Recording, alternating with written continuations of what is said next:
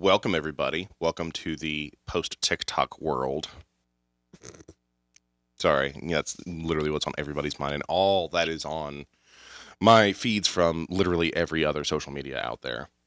Yeah, Everybody's posting their screenshots. I'm just like, I've seen it. I know what it looks like. I saw one. It was just I guess just a general meme, and it was like, okay, guys, so when we're on the toilet wanting to doom scroll, where are we congregating? Right. Well, and some guy, I think it was Salty Paramedic or somebody posted. It was like, well, I guess I should go get a job at a fire department in China so I can use. They can't use TikTok over there. Like, China doesn't let people use TikTok anymore.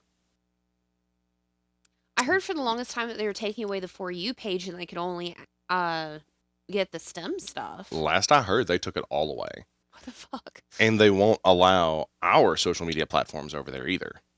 So, like Facebook, X/Twitter, Instagram, all that's off limits over there. That I sounds think YouTube might be allowed, maybe. that sounds concerning. Well, yeah. And see, that's why I've been so conflicted about this whole situation, because yes, we have benefited from TikTok. We enjoy using it and all of that. But it is a foreign country that is absorbing a lot of information about us.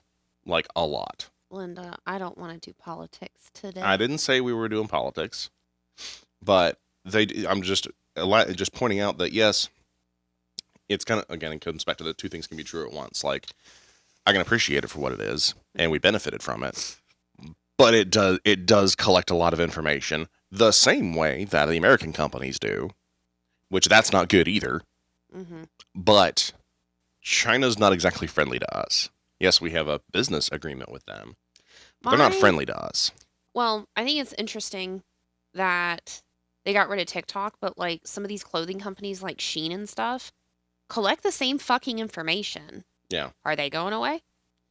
Well, and because for a while TikTok was banned on government employee phones. Hmm. So I'm like, so are you gonna, ban them from using Facebook Hmm. and YouTube and Instagram, because those non-government organizations are still listening to all of that stuff and still hearing all of that. Hmm. But anyway, gotta love the inconsistency of American policy. So it was fun while it lasted. We had a great time, and we're kind of starting from not quite from scratch here, but we learned a lot. I think we'll do fine on YouTube. If TikTok comes back, cool. If it doesn't, okay, cool. YouTube's been around ever since I was a kid, so Hmm. it's not going anywhere. But anyway, we're moving forward. Today we're going to do a little bit more of, I guess you could say, news oriented discussion, and not for the sake of talking through politics and whatnot. Don't mind the cat in the background. He's coming to inspect to make sure everything's going according to plan. Oh Awesome. my goodness. Not all of you. Get off. Come on. Anyway, um, we want to talk about the California situation because that's been a polarizing issue for a lot of people. And I have to preface this too by saying I hate I guess you could say, the trauma comparing between people like, oh, now it's a big deal that it's, Hollywood and not, North Carolina. No, it's a big fucking deal, period. Like, just because there's a lot of wealthy people there's a lot of other people that are being displaced as well. I, And I I think the news coverage is disproportionate though, agreed. which is probably where people are coming from, because the government is giving them just as little stipend as they did North Carolina. So on Yeah. on on that front, it's equal, but it definitely is getting more news attention. Yeah, I mean, there's a lot of politicizing of it that I don't like. Hmm. And there's a lot of the people who are like, oh, well, this is God judging them for this or that or what. Fuck off. Hmm. Fuck off. No one gives a shit. That's just disgusting. Hmm. So I mean, there's no place for that. I do think that this is an opportunity for us to have a lot of conversations about the infrastructure of first responders, especially in a place like that where wildfires are a common occurrence. Hmm. Like, this is a chronic issue there. It's not like in North Carolina where it's like, well, fuck, we've never seen anything like this for, hundreds of years Hmm. in this area. So, and I really, I really think that, I think what's missing in a lot of the media coverage is there's a lot of focus on what admin of LAFD have done or haven't done. And it kind of, I guess, overpowers the look at what the people on the ground are doing, or in the air in the case of the people who are doing a lot of the water drops. Mm-hmm. Like, yes, and this is true anywhere, but we have a glaring example of it in front of us. You can address issues with management, with admin, with policies, and still respect the people that are on the ground actually doing the work. Like, it's not those firefighters' fault that they don't have water in the hydrants. Mm-hmm. Because, and I want to go back, I want to go and look at the details of it, but basically, they had water reservoirs, but there was some, like, environmental program that Gavin Newsom did, and they literally dumped all of the reserves back into the Pacific Ocean. Like, that's why there's no water there. It's not like, oh, we don't know how this happened. No, we know exactly how the fuck it happened. And clearly it was poor leadership. And I am sick and tired of all of the argument about DEI with this, because we need to be able to address the issues of what was done, the decisions that were made over a long period of time, without it being, oh, you just don't like them because they're whatever cocktail of pronouns and titles they want to claim. That's completely fucking irrelevant. Mm-hmm. It's completely undermining the conversation and is going to keep people from having the ability to learn from this situation. Well, and I mean, if you start going down that argument, it almost makes it to where nobody can speak up about poor leadership or anything else because there's always an excuse. Yeah. Oh, you're saying I'm a bad leader because I'm a woman. Oh, you're saying a bad leader because, whatever. Yeah. I mean, honestly, pick really anything at this point. I mean, orientation, gender, background. I mean, it not. You went to a community college instead of a university. Like, it doesn't matter. Well, and it's so funny that the consistency. There's so much inconsistency on how people are being critiqued.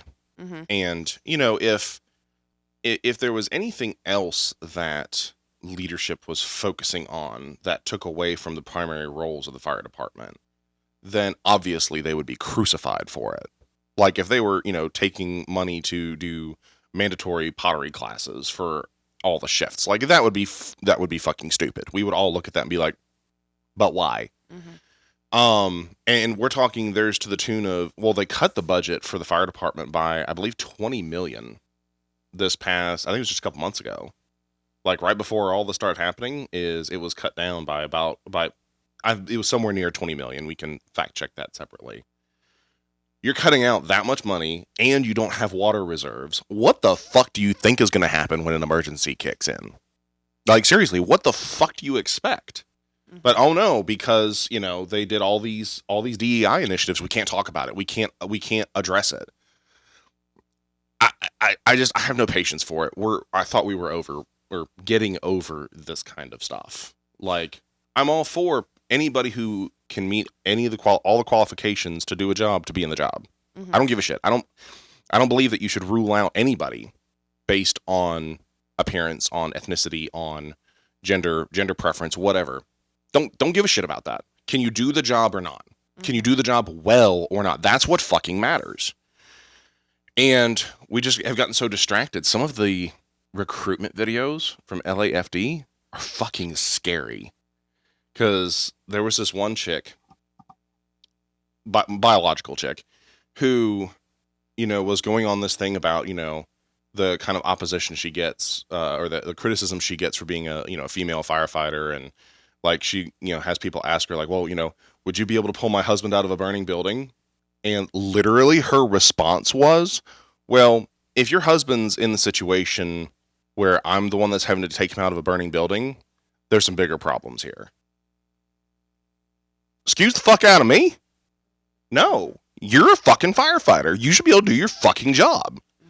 I mean, I'm like, you guys put this out? Really? Why? So anyway, it's such a debacle, and we've talked about the ad hominem fallacy on here a good bit of arguing by attacking somebody's person. Well, there's also another little logical fallacy that's relevant to the situation. It's called a red herring, and it's basically what it is. It's a deliberate attempt to mislead and distract an audience by bringing up an unrelated issue to falsely oppose the issues at hand. So the issue at hand is you have incompetent leadership, made some very poor choices, that's now causing mass destruction that people can't do anything about. Mm-hmm. Oh, but you just hate them because they're a woman, because they're they're lesbian, they're that. No, it's a fucking problem. Mm-hmm. Period. I mean, it's kind of like blame shifting and gaslighting. It's bringing to light other things to take away from what the problem is. I mean, how many times we see that in the news that like some shenanigan shit is going on in the government, but like they'll put something crazy in the news. Yeah. It's distraction, and what's sad is how many people, like, I feel bad for how many people fall for it or are afraid of it, because it's just wrong. It's so wrong, and we're having a glaring example of what happens when underqualified people or just poor performing people are in leadership. This is what happens. You can argue bias all you want. You can't argue with the fucking facts. Well, and I feel like some of it too, along with the DEI, is still some of the good old boy system. Because I mean, we still see people getting promoted for various reasons. Oh, they're besties with this person, or can't deny that there's some dick sucking in there somewhere. I mean, shenanigans go on all the time, and I mean, if you're able to stand back and be like, how did this person get promoted? Like, why this person over that person that applied for the same job? Apparently, dick sucking is not a protected class. Stop. But between the DEI and the good old boy system, I mean, we're starting to see what happens long term generationally, or not necessarily like life generationally, but like rounds of education and hiring, and the generation of people in certain careers, how that's starting to affect things long term. Yeah, it's listen. I don't care what you want to call yourself, what you want to fuck, how you want to fuck. I don't care. I really don't give a damn. I am a firm believer, and some people will crucify me for this. I'm a firm believer in a meritocracy when it comes to public service, especially. Your merits as an individual, your performance should be what drives the roles that you have. Mm-hmm. Just like in the military. Again, and I know we use this as a repetitive example, and it's been brought up a lot because of all the Secretary of Defense confirmation hearings. But the ultimate question is, can you hack it? If you can't hack it, you need to do something else. So I feel like this is just, again, an example of what we in EMS really need to start addressing is refocusing on qualification instead of identity. Because otherwise we're just going to continue to have smaller scale disasters like this that are continuing to eat away at the fabric of who we are as an industry. Our best wishes and thoughts go out to all the people who are affected by this and all the people who are out there fighting this. Like, I couldn't fucking imagine just some of the devastation we've seen out there. Like, I couldn't imagine dealing with that shit. One. I have possum potato in my lap, sitting on my heating pad. Our little couch potato. Yeah. He's a big ass cat. Mm-hmm. Sorry, I wasn't trying Squirrel moment. Well, I'm over here having a serious. Like, I know. I was really sad. And she's like, I know. I was trying so hard not to smile, but I was just like, "There's a purring possum potato in my lap." Anyway, he likes the heating pad. So another topic I guess we want to insert here, and we'll come back to more new stuff in a minute, but is the question of, when do you care about patient care? And we brought this up a lot with pain management, but in general, it seems to me a very common trend that I have seen, and this applies to all certification levels, Mm-hmm. is only caring about proper assessment and differential diagnoses if it means somebody else has to ride the call. Mm-hmm. And this happens both ways. Mm-hmm. And as we've talked about many times before, I have done it before in the past. It's you rationalize. You Mm-hmm. find reasons for, okay, well, I don't actually need to do this. I don't actually need to do that. And again, there's a time and a place for that. Mm-hmm. There are plenty of times where it's like, hey, this patient just truly doesn't need this right now. Mm-hmm. They really, truly don't. I would encourage a lot of you who haven't done it to, if you can, spend some time, even if it's just part-time, working for a hospital-based EMS agency, because you do get a better look at what happens after you drop patients off. I think my favorite part about doing inter-facility is when I got their paperwork, and their paperwork literally says, hey, patient presented to the ED with this, or patient was brought in by EMS with this presentation. Here's what we found. Here's what our treatment is. Here's why they're being transferred. Yeah. And it's like, there's been a few times where I'm like, holy shit, what they found is not What I like, would have expected. yeah. Yeah. And that's time for, no, I don't know lab values. I'm sorry, I don't. Like, I don't keep up with it. I mean, obviously your basic stuff, I understand what it is and what the basic values are, but I don't get into all the more critical care level stuff. I just don't. But you can have those conversations. You can learn more from those nurses and those doctors and say, hey, like, and I've had it where it's a patient that I brought in before, Mm-hmm. and then I'm seeing them on the other side, transferring them to another facility, getting that insight into, okay, so what actually happened?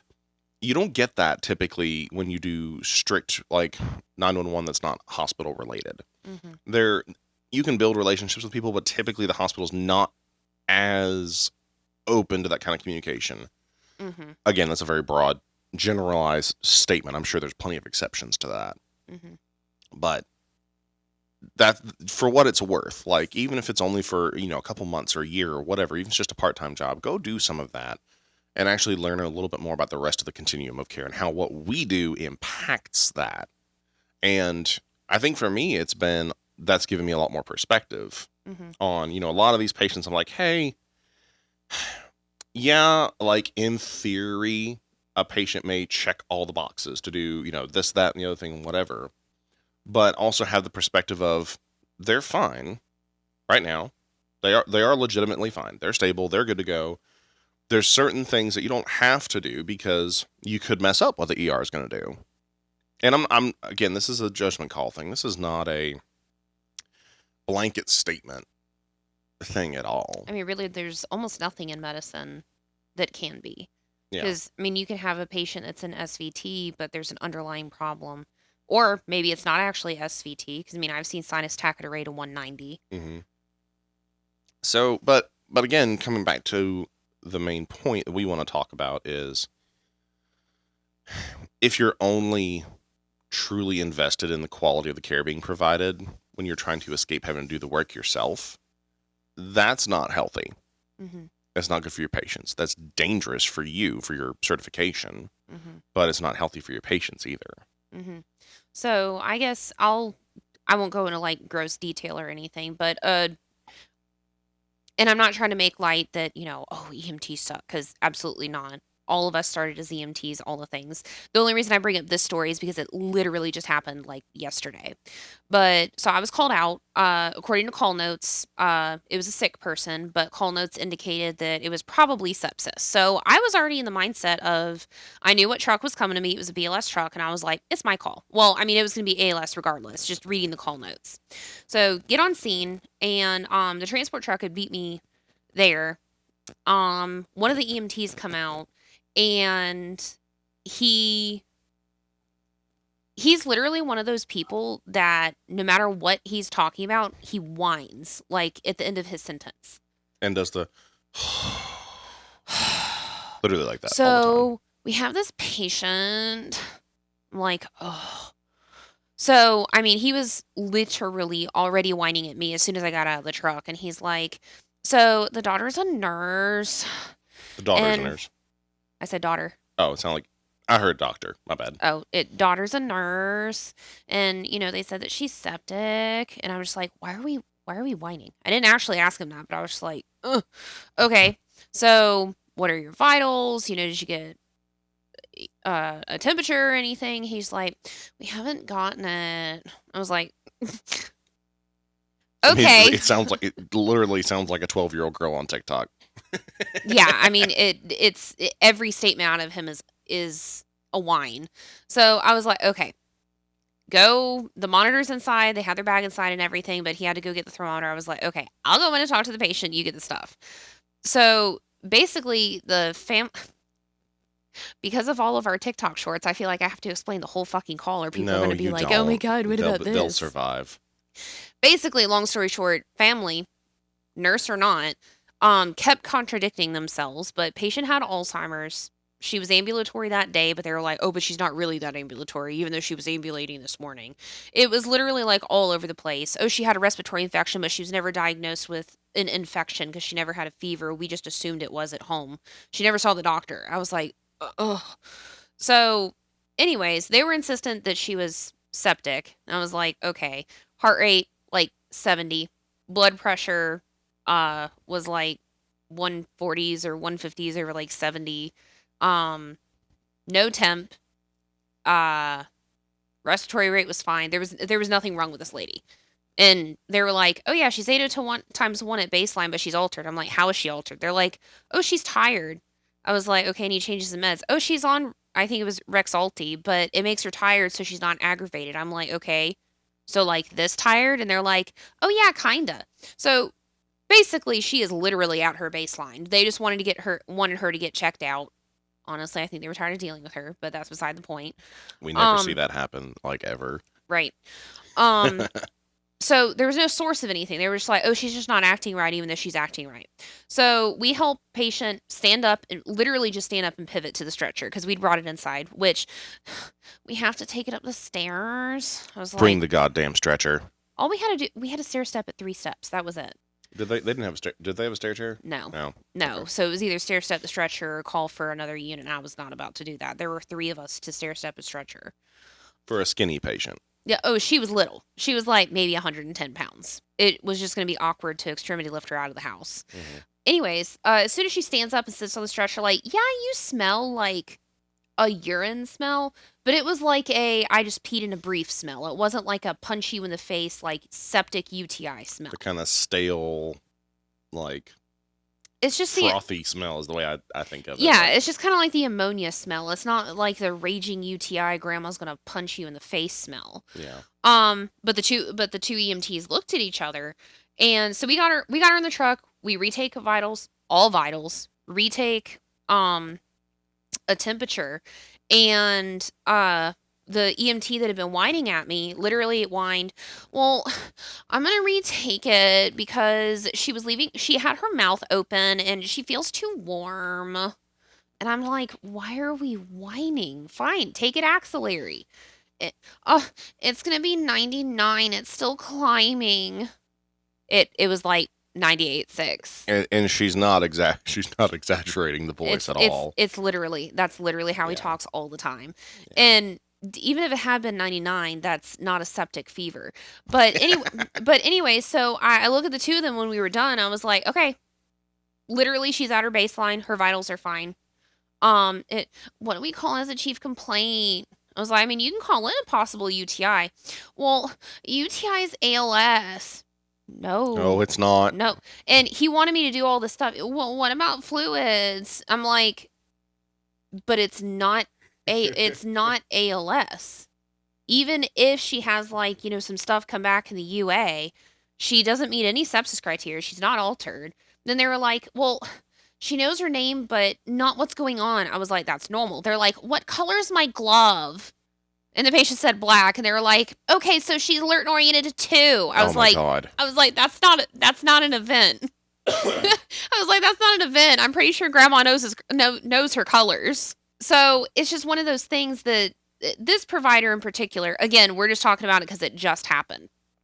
But it's a perfect example of he's kind of a shitty person all the way around, like normally, and literally does not care about quality patient care. And he's a raging ass that whines about everything until it comes to he doesn't want to run the call and they're trying to justify, well, UTI is ALS, so like you need to do your job.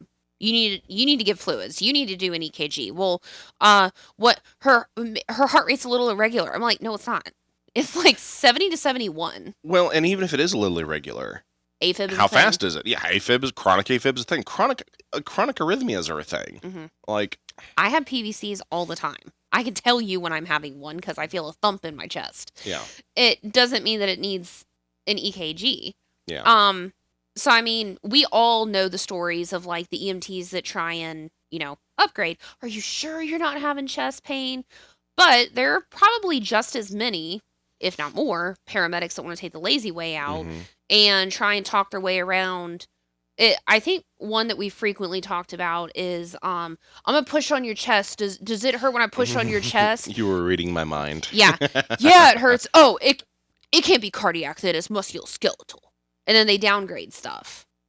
Well, and this is where what I have preached for years comes into play, that as an EMT, the only thing you can truly do different than me with assessments is anything that involves the cardiac monitor. Mhm. I worded that poorly. I can use the cardiac monitor. You can't, but as far as for diagnostic purposes. But other than that, as an EMT, you are perfectly capable of thorough assessment, a thorough differential diagnosis. There's no special secret paramedic sauce that like makes it that, oh, well, you're not qualified to be able to properly assess. Now, so that cuts both ways, because you EMTs need to sharpen your assessment skills, sharpen your differential skills, so that lazy paramedics can't push you around and bully you around, but also so that you can be more quality patient advocates. To be able to say, hey, I know that this patient's fine right now, but here's some things I need to be watching for. Here's why I think we should go to this other facility instead of, this place. Honestly, that's why I think most people should do, even if it's just part-time for a short period of time, interfacility, because you learn what specialties hospitals have, whether it's in the ERs or just as a whole. Well, and I would clarify that it should be a true interfacility place, not strictly a convalescent service. Yeah, not like Dialysis runs won't give you that. No, it's true like interfacility, ALS, BLS, critical care, that kind of stuff. Yeah, yeah. Well, in EMTs too, take active part in the ALS assessment. Like Yes. even if you're not actively asking questions, but like if you're green, listen to the questions. I still think one of my favorite times it was I was working, or I intercepted an advanced EMT truck, and this advanced EMT, she had been an EMT for like hella years and then has had her advanced for a while too. Walked in to a patient when she complained of facial swelling. I took one look at her. It was fucking angioedema. And honestly, the first question, literally, it was, "Hi, my name's Michelle. I'm a paramedic. Do you take lisinopril?" I can't tell you how fast she whipped her head because her back was to me. I can't tell you how fast her head whipped around. Like, I'm surprised she didn't break her neck. And after the call, I love asking my crews, "Hey, do you have any questions, comments, concerns?" Bitches gripes. And she knew that there was a time and place to ask questions. Like Yeah. she didn't Yeah. ask in the middle of the call because like, okay, there's a significant problem here. And it was just so funny because that's not what she was expecting. But I ran another call with them with facial swelling, and one of the first questions she asked was, "Do you take lisinopril?" It ended up being a clogged. I always mess up this word. Salivary gland. Salivary gland. I always invert a couple of the letters. That's right. Salivary gland. Which I could feel, and that's what I told the doc. Doc agreed, but it was just so funny that she remembered it because it was such a shock to her. And when I discussed the pathophysiology behind it, she was just like, "Oh my god, this is so cool." So taking active part and not just caring, trying to get out of the call. Yeah, it's you should be doing your job the whole time, period, and your personal convenience really needs to be taken out of it. I understand there comes a point where you're like, oh my god, you may know deep down that the call is bullshit. We all have that conversation in our head, but if it's clinically appropriate based on a combination of complaint and presentation, because it's not just one or the other. It truly is both. You got to do your job. And that cuts both ways. That cuts for EMTs as well. If this patient truly does not need advanced level care, I go as far as to argue, say it's inappropriate to do the advanced care on a patient that truly doesn't need it, because you could argue from a financial perspective, there's no need to force something on them that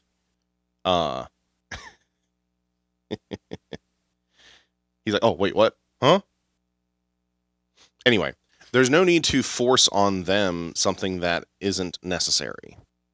And, we would say the same thing about physicians. Like, if you walked in with a stomach ache and the doc's like, oh, well, we're going to do a head CT right away. But why? Mm-hmm. Like, and I know the argument, well, just IVO2 monitor just covers your ass. I get that, but stop being lazy. Don't double your patient's bill for no damn reason. Well, and being a Black Cloud, I've had plenty of calls where the patient has so many things going on. If you get tunnel visioned on one thing and you're like, ooh, I can fix this, it can actually fuck up a bunch of other stuff.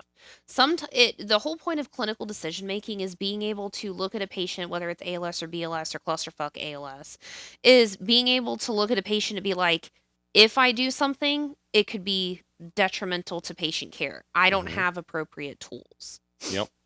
So I think we need to be more intentional with our assessments and not lose sight of the importance of being thorough, whether it's to upgrade or downgrade the ultimate treatment of a patient. Thorough assessment is key. That actually kind of blends into our next story.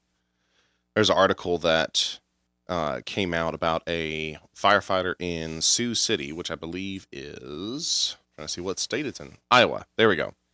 And it was a paramedic. I'll read the article. It's very short. Yeah, it's very, very short.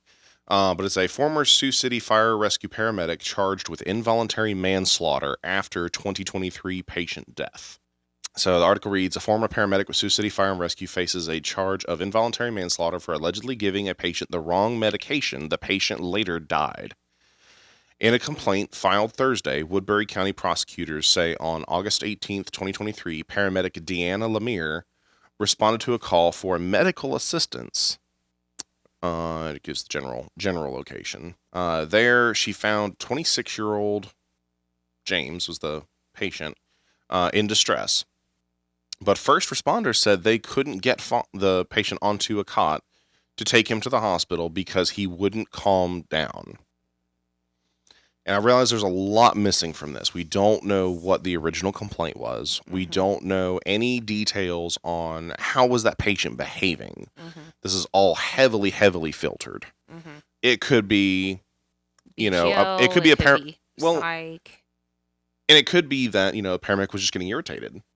And, the patient was just, uncomfortable, upset, but didn't need to be, chemically restrained. Yeah, there is a ton missing, and this is a news article.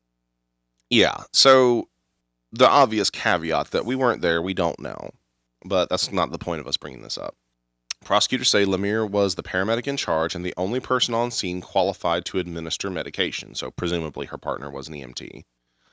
Lemire was also the person to make the decision on whether to administer medication. Prosecutors say Lemire decided to administer a dose of the drug, ketamine, to help calm Foster down. Not inherently inappropriate. I mean, again, we don't know, so if they were really, truly freaking the fuck out, okay, sure. A little ketamine to calm them down, make them comfortable, here for it. At some point, prosecutors say, Lemire went back to the ambulance to get a second dose of ketamine and realized she injected the patient with Rocuronium, which is the wrong medication. No shit. Prosecutors say Rocuronium, you guys know what rock is for, paralytic, that we traditionally only use in RSI. I can't really think of any other situations where we use it in the field. Patient told first responders that he couldn't breathe and then became unconscious. Paramedics performed CPR on the way to the hospital. Patient died 2 days later. Prosecutors say Lemire knew what rocuronium would do and what the required treatments after injection for rocuronium are. Prosecutors say Lemire did not take the appropriate actions after she realized the medication error. Prosecutors say that Lemire also failed to verify the medication before drawing it up, which she was required to do. Prosecutors also say that once Lemire realized she gave Foster the wrong medication, she didn't notify anyone or treat Foster any differently. It wasn't until they got to the emergency room that Lemire told the ER physician about the medication error. The Office of Iowa State Medical Examiner found that patient passed away due to global hypoxic ischemic encephalopathy and cardiac arrest due to administration of rocuronium. Well, I guess my first thought that stuck out is it's impressive that the patient said, "I can't breathe," and then went unresponsive. Because, I mean, the onset of a paralytic is very quick. But, like, It's probably given intramuscular, maybe. oh, So that could have maybe. slowed it down a little bit. That's true. But regardless, I didn't think about yeah. that. That would suck. But, like, med error aside, when you realize what the fuck it was, why... I'm not saying it's justified, but why not turn around and make it an RSI so we don't end up with a respiratory arrest turned cardiac arrest? Like, I'm not excusing the med error at all. Like, that... at least where we are, the vials don't even look the same. And why are you not reading the label? Well, and I think it's funny, even though it's vaguely written in here, they put in the qualification that allegedly the paramedic knew what it would do and knew the required treatments that were required after the injection. Mm-hmm. So, I mean, AKA RSI, or Yeah. modified RSI in this situation, since you're kind of, Halfway there. yeah. But then it says that allegedly Lemire did not take the appropriate actions after she realized the medication error. So, Which, I mean, if your patient's not breathing, you BVM them until the paralytic wears off, and or you commit to doing the RSI, go ahead and give the appropriate dose of ketamine and take the patient's airway. Like, what do you expect to do if you're paralyzing the diaphragm? It's like, oh, breathe. let me just blow on you a little bit. It'll be fine. But and again, we can armchair quarterback it, and that's not our point with this. Our point is be thorough. Mm-hmm. If you're giving any controlled substance, any narcotic, all of that stuff, be thorough. Make sure that you're reading the goddamn labels. Well, and for EMTs, I mean, I'm not saying that they are responsible at all for doses, for weight-based doses, even for global doses or anything else. But, like, at least be aware of what the medication is. You have certain medications, like, ketamine, that can be given for, like, 4 or 5 different things. Mm-hmm. But something like atropine, you can at least know it's a cardiac med, even if you don't know the exact, drug of action. It's in the purple box. Yeah. Rocuronium, know it's part of RSI, should only be given if you're taking the patient's airway. Like, you can still know of the medications. And I feel like, for the most part, any place that I've ever been, going over protocols globally is part of your onboarding. Like, you should be aware of what your protocols are, period.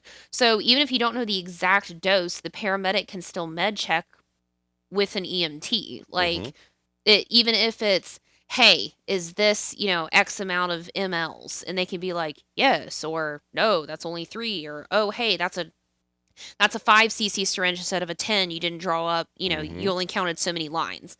Everybody can med check each other. Yeah. I guess technically a driver could too. How many mLs is this? But... Well, and you can show them the vial. I mean, they can read, presumably. I would hope they can read if they're working on an ambulance. But, hey, can you confirm that this is, this medication? Cool. Do you see this many mLs of it? Yes. Cool. Give the med. Does this look full or empty? Empty. Awesome. Yeah. It literally, does this vial say ketamine or does this say rocuronium? Yeah. Like we prefaced, there's a fuck ton of information missing from this thing, and we were not there. There are so many, like, contingencies, and we could probably talk our way through a bunch of different scenarios, but that's not the point. Well, and again, it's something that can happen to any of us Oh because, yeah. well, and I think I have shared the story before. I don't recall. I won't go super long-winded in it, but long story short, I had an RSI that I was a part of, and the service I was working at, we had recently changed suppliers for our Versed, so it came basically same volume, double concentration. So instead of 5 mLs or 5 milligrams, excuse me, in a vial, it was 10 per vial. But it was the same Same dosing mLs. guidelines. You just, but it was the same. Yeah, it was the Same mLs. same amount too. Yeah. So, everything else about the RSI went smoothly. We did all of our initial sedation, paralytics, intubated fine, no complications. We were almost to the ER and decided to, administer additional sedation. And I drew up the whole vial in my brain thinking, okay, this is just, 5 milligrams. Cool. Give it. Realized Didn't after the fact. didn't you med check with somebody even? And everybody was like, We did, but again, I think it was just a real quick, like, hey, this hey, is here's the Versed, here's how Yeah. much it is, how many mLs, go ahead and give it. I don't think any of us were thinking. I mean, I can't recall the exact, like, word for word how it all went down, but this is like 2 years ago now. yeah. But everybody accepted responsibility on scene. Like, there was no or at the hospital, there was no, like, finger pointing or whatever. Because there were 3 medics on this call, so obviously it was my bad. I drew up the medicine. So of course, once we get back out of the truck and we start accounting for meds, and I see this vial, and I'm like, oh fuck, shit. And so we had kind of this moment. All 3 looked at each other like, we done fucked up. So anyway, I went in and told the doc that we had just given a report to. I was like, hey, I screwed up. I didn't mean to give 10, but that's what patient got. It was at this time. Just wanted to let you know. And the doc was like super cool about it.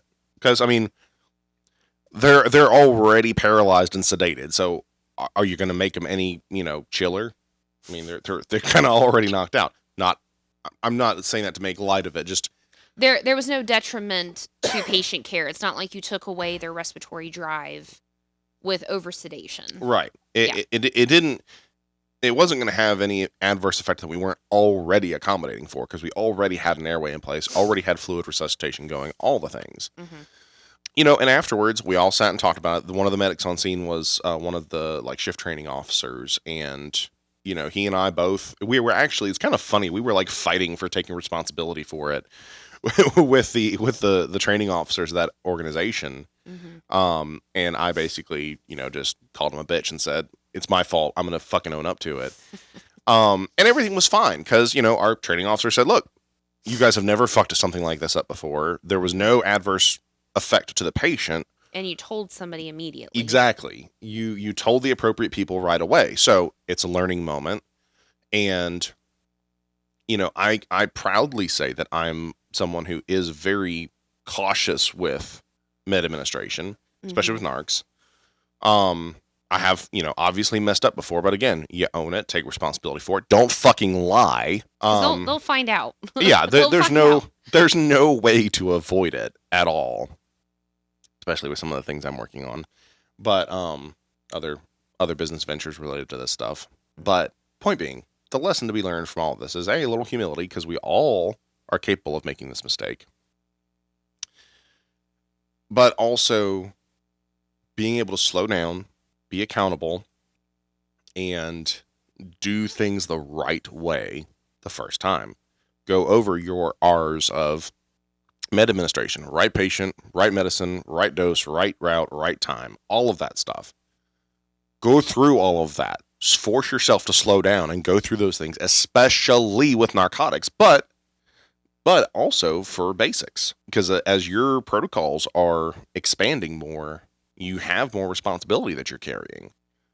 And my big concern, not really concern, because it's not anything new, but epinephrine administration for EMTs. Like, there was a time recently 0.5 of epi 1-to-1 was given IV, and then that was a paramedic, but yeah. And then an EMT did give 1 milligram of epi 1-to-1 IM, and it's like, holy shit. Well, and like you and I were talking last night, Was it last night or was this morning? I I don't don't remember. But I had a patient who did back-to-back Oh, EpiPen that was injections. this morning. Yeah, her pressure was like 260 over 170. It was fucking ridiculous. And shocker, she had a TIA on the way to the hospital.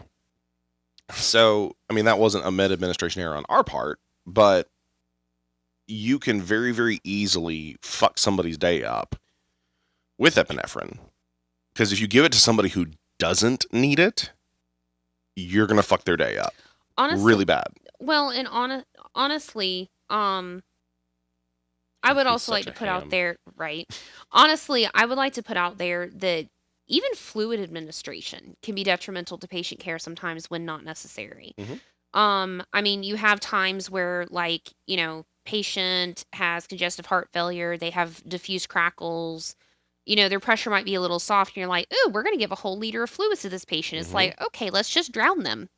Yeah. This is Um, something especially for you advanced EMTs who can give fluid boluses. That's mhm. something you need to think about. Yep. The most recent one that we've had called out for, I think it was called out as a breathing problem. But when you get on scene and you're asking the patient, it literally it was so hard to get down to the root cause of why she called 911 because she complained about literally everything. Oh, the upper part of my right shoulder hurts. I'm like, okay, you're laying on your right side. Oh, well, I Mhm. have a headache. Oh, well, I feel a little nauseous. Well, I was like, well, we were called out for shortness of breath. Well, I mean, I guess it's kind of hard because my head hurts. I'm like, but you Just have. it's like they feel like they have to sell us on it. I'm like, look, I can't leave you. Like, if you want to go, I have to take you. So just tell me what it is. Well, yeah, but then you ask her, what's your medical history? I have COPD and hypertension, but then leaves off, like 4 heart stents and diabetes. And I mean, don't get me wrong, I got down to, ended up finding out all of this because I looked to my left and there was a BGL kit there and everything. But anyways, so start taking her vitals when she finally stopped writhing around and would like actually let me touch her. And her initial pressure was like 270 over like 124. And I'm like, oh, I think I know why you have a headache. Yeah, And then probably. take her BGL and it's 450, 500, between finger stick and IV and all that kind of stuff. And she's like, "Oh yeah, yesterday it was 500. I took my insulin, but then I didn't check it this morning and I didn't take my insulin and I've been eating and drinking Cokes and sodas and shit all day." And I'm just like, "But why?" So like everybody knows that DKA patients tend to be dehydrated, they're third spacing, all the rest of it. So Mhm. what is our usual treatment pathway? Well, they need calcium, which you may or may not be able to give, but the biggest thing that anybody can give is fluids because they're dehydrated. Mhm. Well, are we going to give fluids to a patient whose blood pressure is 274 over 124? I mean, you You shouldn't. shouldn't. You shouldn't. Now, if you have the protocols in place that, you can give nitro, sublingual and nitro paste, but you Mhm. could give like metoprolol or labetalol, if you're able to do both things at the same time, then you can treat the pressure and the dehydration. But it's like, if you can't do the full workup, putting fluid, even if it's only like 250, 500. I mean, a soda can 250. A soda can is still a lot of fluid when you're talking about somebody whose pressure is that fucking high. Yeah. So you have to know when to do something, but I would argue that it's just as important to know when not to do something. And honestly, I feel like that's the hardest part, especially if you get tunnel vision. I mean, I've had patients before that it have a fever, that they're in SVT, but like they're hypertensive, but they're seizing, and then you stop the seizure, and then there's all this other stuff, and it's like, where do I start? Well, and I think too, and there's a gray area with stuff like that because, like you and I were talking. Now, if that patient's pressure had been, let's say, 180 over 100, okay, I'd have been more okay giving fluids Well, because especially if you're giving nitro, or if yeah, it's but I mean, attempting but nitro. even if you're not, I mean, I have had plenty of patients that were in or near DKA with Mhm, higher pressures that I gave fluid boluses to, and their pressure came down. mhm. I understand that there's some give and take there, but when it's truly the only underlying cause, then okay, cool. That's a more manageable, more justifiable treatment pathway. Mhm. But I've literally only had like handful of patients my entire career with pressures that high. Well, and mind you, pupils were dilated and sluggish. So, I mean, at that point, we're talking about Possible stroke, cerebral TIA, that kind of thing. cerebral Swelling. swelling at that point because of DKA. That's third spacing. Like all the signs and symptoms were there. Yeah. It's a time and place. Maybe if we had labetalol, because we did give 2 sublingual nitro and nitro paste with 0 blood pressure. Like it didn't even go down 2 points. Like it. That's pretty stout. Yeah, when you think about it. Yeah, there was 0 change. Yeah. So like knowing not to give fluids to something like that, and knowing like, hey, we know she's dehydrated, but I don't want to fry her brain between here and there. Sometimes you got to know not to do anything. It's okay. I would rather, and I know this is one of those not false dilemmas, but very generalized dilemma. I would rather not do anything and just monitor ABCs and monitor airway, or that was including ABCs, but like monitor neurological function, all of that, than start giving stuff that I can't take back. Yeah. I can't take back meds. I can't take back fluids. Obviously. I mean, you could draw off like a 20 cc syringe of blood, but that's no. That's not going to help.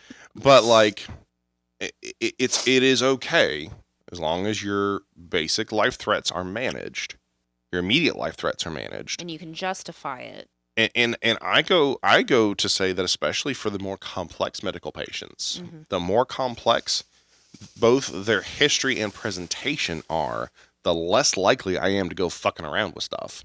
Because chances are they're going to have a very long road ahead of them, and the docs are going to have to do a lot of funky wonky shit to get them back on track. Well, that's why we can't give insulin in the field, because if they're already at the point of DKA, they need way too many electrolytes, and they need targeted electrolyte therapy that we just can't do. So like, yeah, you have, the sliding scale that the patients can give themselves, but like in an emergency situation, I highly doubt you're going to see like us doing any kind of insulin drips in the field, because they 9 times out of 10 need everything else. And I am a huge proponent of, if you have a med for something, give it. Huge proponent for that. But don't follow a cookbook, because you have to exercise judgment on when to not do things. When it's appropriate to say, hey, I am way out of my depth with what could be going wrong with this patient. As long as I can keep them comfortable and breathing all the way to the hospital, cool. The best thing that anybody could do in that situation is to be a good historian of both what's happened with your patient with you and also prior to your arrival, and relaying all of that and communicating all of that effectively to the receiving facility. Because I guarantee for some of these complex patients, they will find out shit that wasn't even anywhere on your radar. You're going to be like, wait, what is that? Is that even a thing? Or, wow, that doesn't present like that normally. Well, actually it can. So, even a good friend of ours who just had an appendectomy, he was telling me that his presentation for his appendix leaking was not the traditional signs and symptoms. He had no, and mind you, this is a seasoned paramedic. I mean, mine wasn't either. Yeah, but I'm just saying in general, like even when it's and no matter what the age, no matter what the presentation, you won't know everything. So even doctors can't know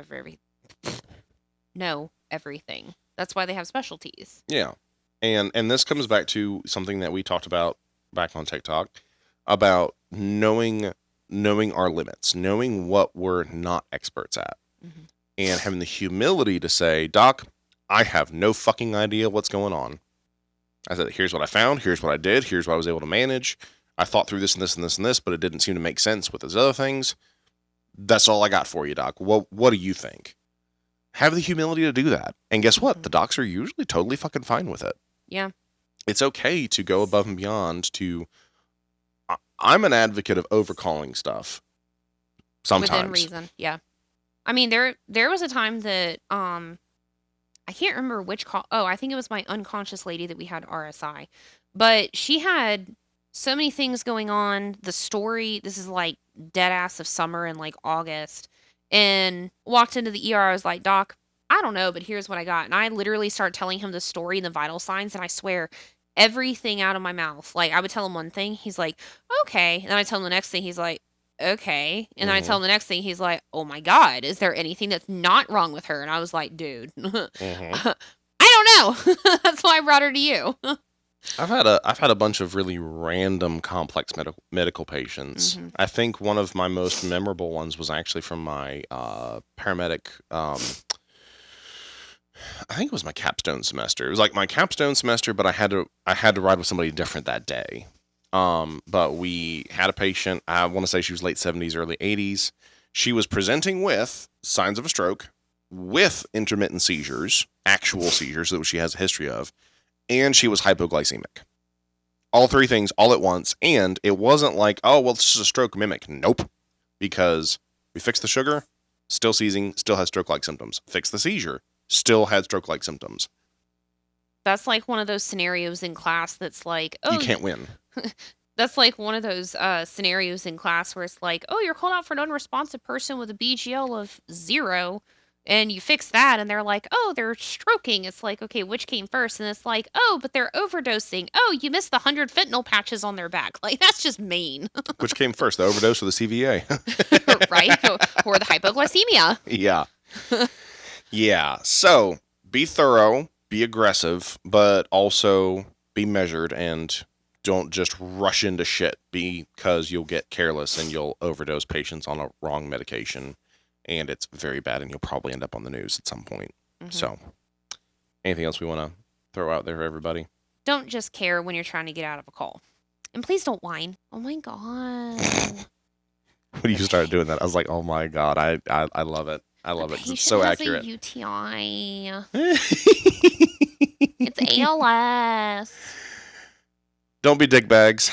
If you learn something, awesome. Share it with your friends. If you're offended, good. You probably needed to be. And we'll see you guys next time. Bye-bye.